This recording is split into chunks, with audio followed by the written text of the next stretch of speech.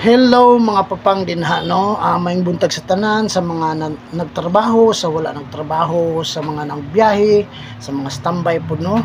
Maayong buntag sa tanan. So ang atong topic karon panahona or atong pagahiskutan karong panahona, unsa ka tinuod ang love is blind. Naka-encounter gud ani no nga mga pinulungan no, ilabi na katong high school pata. Ingon ta nga love is blind kay ngano man ang lalaki laway nga naninguha sa babae, munang love is blind, or ang babae laway nga ang lalaki gwapo, nagkauyab sila duha o mao ba na ipasabot sa love is blind. Tingali mauno sa ato ang mga nakita ug na atong nadungog, love is blind ug nakitaan pa nato nga tinuod pod. Dayon naapoy sitwasyon nga ang laki dato nya ang bahay pobre o vice versa, ang bahay dato o ang laki pobre, nagkauyab sila, nagkarelasyon na. So dinang dapitan no makayang punta nga giunsa ug unsang pagkaunsa munang ato na lang ihulog sa pulong nga love is blind. Pero napod siya kamatuoran no.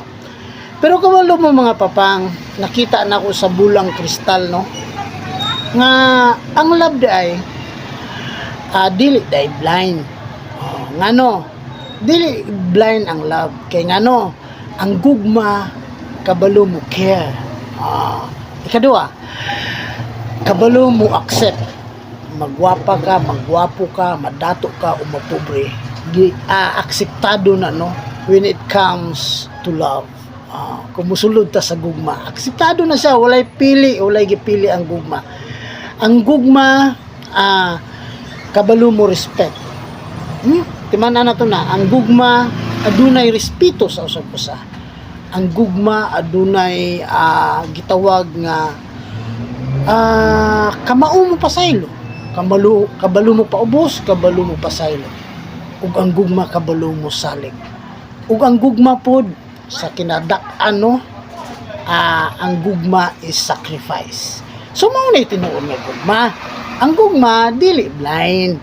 So kuan lang na no, sa ato lang na mga mata nga nakita nga na blind ang gugma tungod kay di ta katuo nga gwapa kayong bayo niya ang lalaki, sus murag kinumot sa kabalo mo gwapo ra kung dili uso ang tao.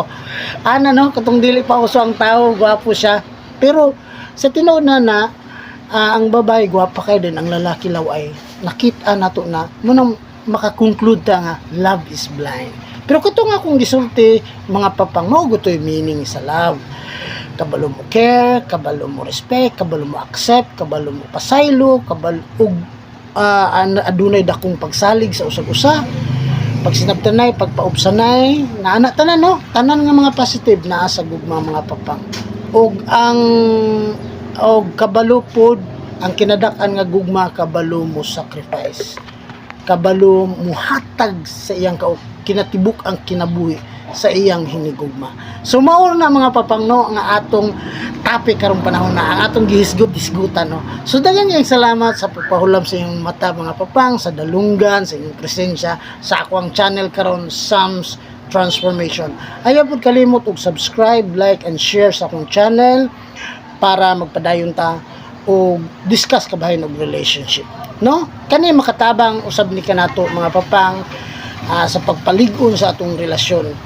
Ako kining gibuhat para ipaambit usab ninyo sa uban, haron kita tanan atong lig-unon ang atong relasyon sa atong pamilya, sa atong kaugalingon, sa atong mga higala ug sa kinatibuk-an no, lig-unon nato pinaagi sa pag-istoryahanay kung unsa gud ni siya ang mga butanga. So daghang salamat mga papang. Ayaw kalimot sa pag-subscribe sa akong YouTube channel, Sam's Transformation. Bye bye. God bless us all. Love you all.